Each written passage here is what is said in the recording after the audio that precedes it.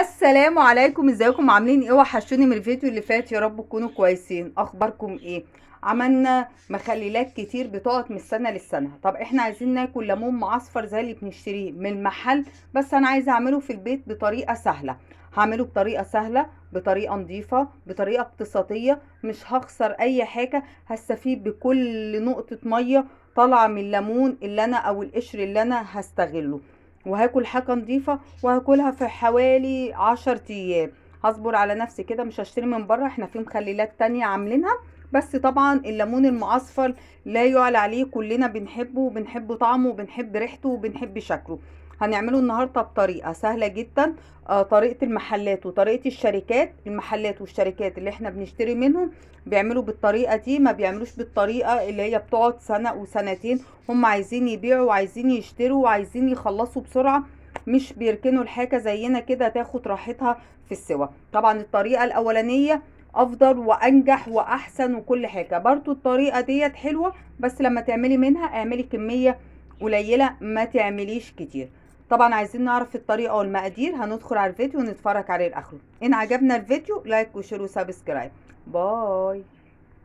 نسمي حبايبي كده، نقول بسم الله وعلى بركة الله. الليمون المعصفر السريع اللي احنا بنشتريه من المحلات بقد كده، هنعمله في البيت بأقل التكلفة وهيكون أحلى وأنضف. الليمون والزيتون اليومين دول حلوة قوي قوي قوي. بصوا ما شاء الله الليمونة عاملة ازاي، حلوة قوي. بصوا، وكلها عصير.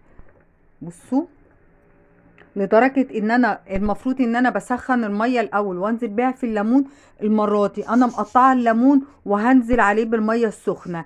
ليه؟ عشان الليمونة عندي بسم الله ما شاء الله حلوة جدا جدا جدا، يعني ماسكة نفسها وناشفة، وكمان بتنزل عصير. فالصراحة استحرمت العصير اللي هينزل منها. وكده كده المية دي احنا هنخلل بيها، فنستغل المية اللي نازلة منها. طبعا انا هسخن ميه تاني، مش هاتي الكميه بس. اول ما يبتدي يغلي معايا بعد الغليان هنقعد من 7 ل10 دقايق. ده حسب كميه الليمون، حسب حجم الليمونه، حسب قشره الليمونه. انا مش عايزه الليمونه بتاعتي تطرى قوي تبقى طريه، ولا عايزاها تبقى جامده. انا المخلل ده عايزه اكله بعد 10 ايام. بصوا حبايبي، انا كملت الميه، ويا سلام بقى لو تقومي عامله الخطوه ديت في حله المونيا او ستانلس ستيل، هتلاقيها بتبرق وتلمع معاكي. يعني نستغل الموضوع. هسيبه بقى الكلام ده كله معايا. هظبط كده التايمر معايا على 7 دقايق.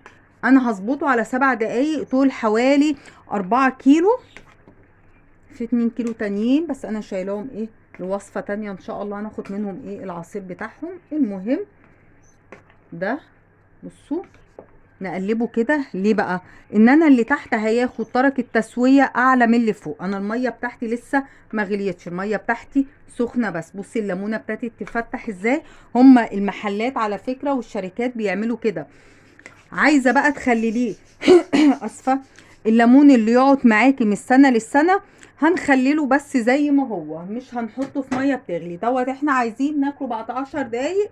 واللي انت بتشتريه من بره بيبقى كده، بيدوله سلقه كده الاول خفيفه، وبعد كده بيحطوا له العصفر وحبه البركه والخلطه بتاعته. انا بالظبط خدت معايا 7 دقايق. عايزه اوريكي الليمونه عامله ازاي. بصوا، تمسكيها طريه.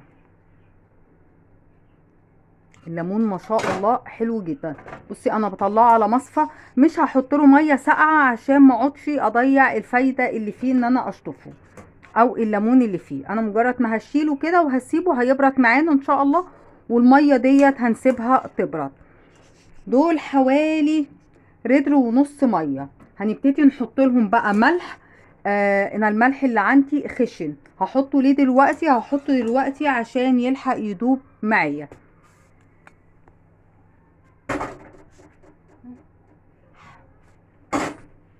حبايبي بقى هنعمل ايه؟ هبتدي احط معايا ادي واحد.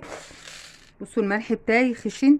2 3 4 5 6 7. هسيبهم يدوبوا كويس جدا، ولما يهدى شويه هستطعم الملح بتاعي لو انا محتاجه ملح تاني او مش محتاجه.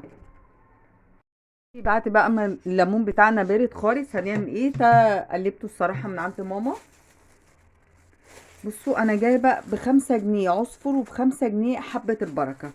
هنفضي كل ده.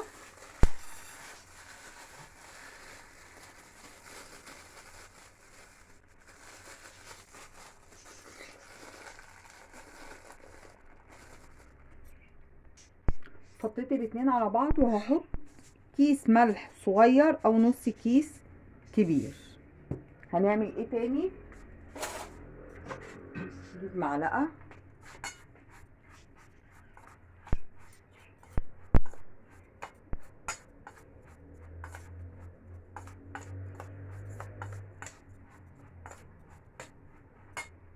هحط بس شويه زيت صغيرين هنا. ليه الزيت انا حطيته هنا وانا كده كده هحط فوق الوش زيت؟ الزيت دوت هيخلي الخليط دوت يمسك في الليمونه، مش مجرد ما احط السايل بتاعي الاقيه وقع منها. طبعا زي ما اتفقنا لو احنا عايزين نعمل الليمون دوت يقعد معانا براحته، وده بيبقى الاحلى، يعني بالنسبه لي بيبقى احلى. مش هسلق الليمون، انا هقطع الليمون وهعمل الخلطه ديت وهحط له عصير ليمون فوق الوش وشويه زيت وخلاص.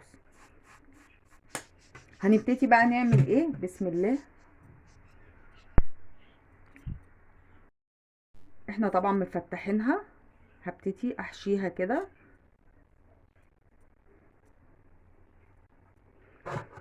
واحده واحده كده.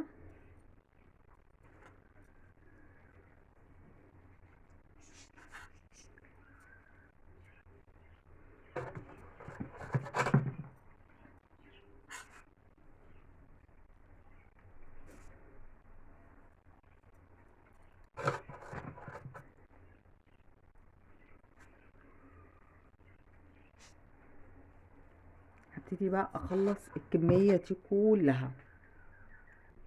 بصوا يا حبايبي، دي ميه الليمون. شايفه الميه عامله ازاي؟ انا عايزه اوريكي كلها ليمون. بصوا ما شاء الله عامله ازاي، حلوه قوي قوي. هعمل ايه بقى؟ انا كده كده حطيت له الملح وخلاص هو بارد جدا. ده الفلفل الشطه اللي احنا عاملينه مع بعض.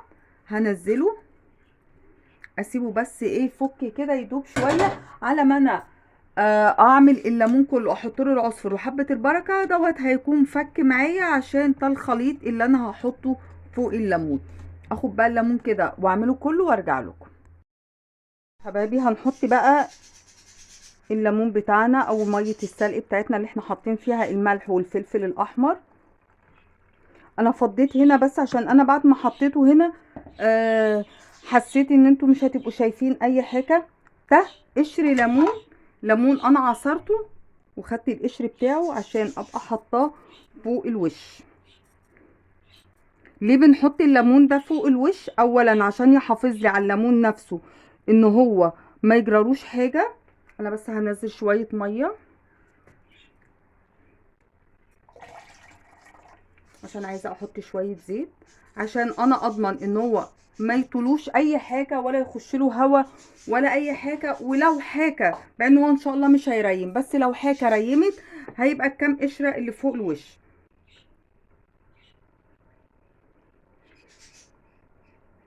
خلاص احنا حطينا كميه زيت حلوه.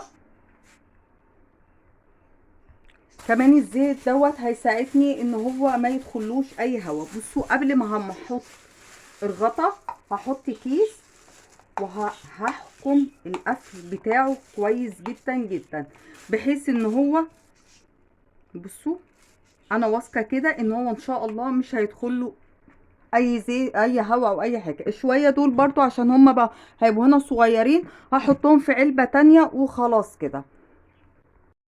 بقيت الكميه حطيتهم في العلبه ديت وحطيت بقيه القشر وحطيت عليه شويه زيت. القشر ده صدقيني لما بيستوي برضو طعمه بيبقى حلو جدا.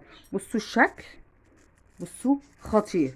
طبعا بقى دول اللي ما تحطش عليهم بسم الله الرحمن الرحيم، ما تحطش عليهم فلفل.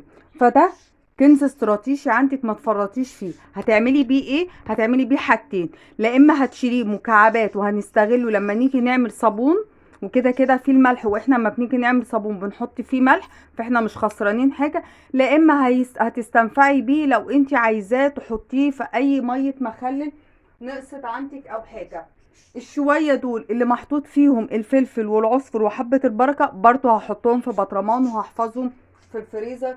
هينفعوني في وصفات كتير وفي حاجات كتير ان شاء الله هنستغلها. يا رب وصفة النهارده تكون سهله وخفيفه على قلبكم. السلام عليكم ورحمه الله وبركاته.